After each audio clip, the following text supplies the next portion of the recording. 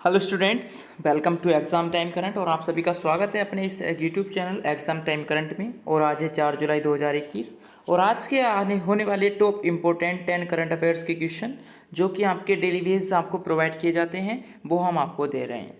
आज है हमारी 16 करंट टैबलेट जो कि हमारी सीरीज चल रही है करंट टैबलेट के नाम से, उसकी आज आपको 16 क्लास प्रोवाइड कराई जा रही है। तो चलिए स्टूडेंट्स, करते हैं आज 4 जुलाई की बात।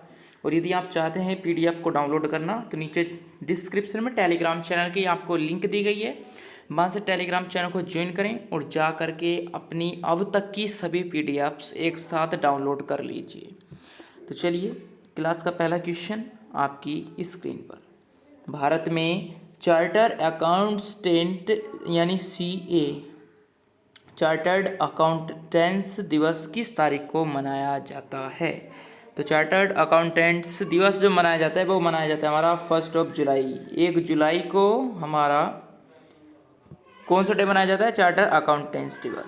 आइए थोड़ी सी इसकी एक्सप्लेनेशन करते हैं। एक्सप्लेनेशन में है, चार्टर्ड अकाउंटेंट्स यानी सीए दिवस हर साल 1 जुलाई को institute of chartered accountants of India यानी कि ICAI की खोज के उपलक्ष्य में मनाया जाता है। भारतीय चार्टर्ड अकाउंटेंट संस्थान यानी ICAI की स्थापना 1949 में भारत की संसद द्वारा एक अधिनियम के तहत की गई थी। कब की गई थी? 1949 में इसकी स्थापना की गई थी, इसको इस्टेब्लिश किया गया था।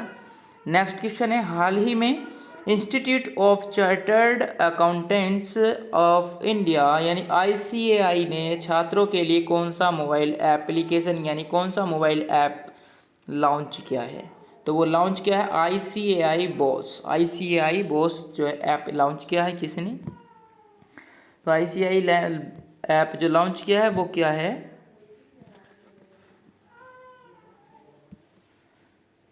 ICAI बॉस लॉन्च किया है किसने? ICAI ने। एक्सप्लेनेशन करेंगे, institute of chartered accountants of India यानी ICAI फाउंडेशन इंटरमीडिएट और फाइनल कोर्सेज के छात्रों के लिए एक मोबाइल ऐप लॉन्च करेगा। ICAI BOS बॉश नाम मोबाइल ऐप छात्रों को गुणवत्तापूर्ण सेवाओं में सुधार के लिए अगली पीढ़ी की इंटरैक्टिव लर्निंग और अभिनव तरीके प्रदान करेगा। ठीक है, चलिए नेक्स्ट क्वेश्चन नंबर 3। हाल ही में किस मंत्रालय ने 2019 टू 2020 के लिए UDISE प्लस लॉन्च किया है? तो किस मंत्रालय ने किया है? तो वो क्या है? CEM ने, यानी कि शिक्षा मंत्रालय, केंद्रीय शिक्षा मंत्रालय ने किया है। अब बात करते हैं इसके एक्सप्लेनेशन की। तो केंद्रीय शिक्षा मंत्री रमेश पोखरियाल, क्वेश्चन बनता है कि शिक्षा मंत्री का नाम बताइए, तो कौन है? रमेश पोखरियाल निशंक ने 2019 से 2020 के लिए unified district information system of education plus report जारी की है। इसकी फुल फॉर्म क्या है? फुल फॉर्म है इसकी यहाँ पर unified district information system for education plus report. तो इस रिपोर्ट ने भारतीय स्कूली शिक्षा प्रणाली के बारे में सकारात्मक और नकारात्मक दोनों तरह के कुछ दिलचस्प तथ्यों पर प्रकाश डाला है। ठीक है, नेक्स्ट क्वेश्चन नंबर 4। किस राज्य या फिर केंद्र शासित प्रदेश ने, किस स्टेट या फिर यूटी ने हाल ही में दरबार मूव की 149 साल पुरानी प्रथा को समाप्त किया है? 149वीं दरबार मूवी की एक प्रथा थी, उसको किस यूटी ने या फिर किस राज्य ने समाप्त किया है? तो वो क्या है? जम्मू एंड कश्मीर ने। इसकी इन्फॉर्मेशन करते हैं। तो जम्मू कश्मीर की सरकार ने हाल ही में दरबार मूव की 149 साल पुरानी प्रथा को समाप्त कर दिया है। दरबार मूव जम्मू और कश्मीर के सचिवालय और अन्य सभी सरकारी कार्यालयों की द्विवार्षिक शिफ्ट को एक राजधानी शहर से दूसरे शहर में दिया गया नाम है। पता चल गया? चलिए, पता चल गया होगा आपको इस क्वेश्चन से कि दरबारी मूव किसे कहते हैं, इसमें ही आपको एक्सप्लेनेशन में कंफर्म करा दिया गया है। नेक्स्ट क्वेश्चन है, भारतीय सेना द्वारा हाल ही में शामिल शॉर्ट स्पेन ब्रिजिंग सिस्टम यानी SSBS 10 मीटर को डीआरडीओ द्वारा किस कंपनी के सहयोग से विकसित किया गया है? किस कंपनी के द्वारा विकसित किया गया है? तो वो किया गया है लार्सन एंड ट्रूबो। लार्सन एंड ट्रूबो कंपनी के द्वारा किया गया है। थोड़ी इन्फॉर्मेशन करते हैं इसकी। सेना ने 2 जुलाई 2021 को उत्पादन एजेंसी लार्सन एंड ट्रूबो लिमिटेड की सहयोग से रक्षा अनुसंधान और विकास संगठन यानी कि डीआरडीओ द्वारा डिज़ाइन और विकसित 12 शॉर्ट स्पेन ब्रिजिंग सिस्टम यानी SSBS 10M का पहला उत्पादन लॉट शामिल किया है। रक्षा मंत्रालय के अनुसार SSBS 10M 9.5M तक के अंतराल को पाटने में महत्वपूर्ण भूमिका निभाता है, क्योंकि यह 4 मीटर चौड़ा पूरी तरह से अलंकृत सड़क प्रदान करता है जिससे सैनिकों की तेज आवाजाही सुनिश्चित हो सके। ओके, नेक्स्ट क्वेश्चन नंबर 6 है, हाल ही में खबरों में रहा बगराम एयरबेस किस देश में स्थित है? तो बगराम एयरबेस स्थित है हमारा अफगानिस्तान में। अब आपके लिए एक क्वेश्चन बनता है, पहले आप इसके एक्सप्लेनेशन करेंगे कि लगभग 20 वर्षों के बाद अमेरिकी सेना ने तालिबान को बाहर करने और 9/11 के आतंकवादी हमलों के अलकायदा अपराधियों को ट्रैक करने के लिए अपने युद्ध के केंद्र बगराम हवाई क्षेत्र को छोड़ दिया है। हवाई क्षेत्र को पूरी तरह से अफगान राष्ट्रीय सुरक्षा और रक्षा बल को सौंपा गया था। तो कहाँ है? अफगानिस्तान में। क्वेश्चन की बात की जाए तो अफगानिस्तान हमारे इंडिया से कितनी दूरी शेयर करता है, कितना भाग हमारा अफगानिस्तान से मिलता है? तो वो मिलता है 106 किलोमीटर की लेंथ मिलती है अपनी इंडिया से, इसकी अफगानिस्तान की। और आप सभी से मैं चाहता हूँ कि कमेंट बॉक्स में अफगानिस्तान की कैपिटल क्या है उसके बारे में बताएंगे, ठीक है। नेक्स्ट क्वेश्चन है, भारत के मन्ना पटेल का संबंध किस खेल से है? तो मन्ना पटेल जी का किस खेल से संबंध है? तो उनका संबंध है ऑप्शन नंबर डी यानी तैरने से, तैराक हैं ये। इनकी इन्फॉर्मेशन जानते हैं कि मन्ना पटेल ने 2 जुलाई 2021 को इतिहास रच दिया है, क्योंकि वह यूनिवर्सिटी कोटा के जरिए टोक्यो 2020 ओलंपिक के लिए क्वालिफाई करने वाली पहली भारतीय महिला तैराक बनी हैं। ये महिला हैं मन्ना पटेल जी।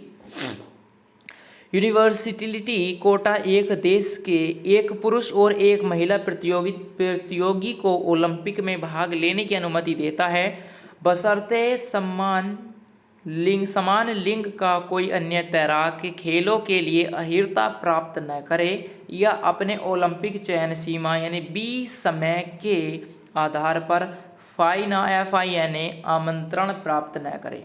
21 ईयर्स मन्ना पटेल इस महीने के ग्रीष्मकालीन ओलंपिक के लिए भारत की तैराकी टीम में साजन प्रकाश और श्री हरि नटराजन के साथ शामिल होंगी।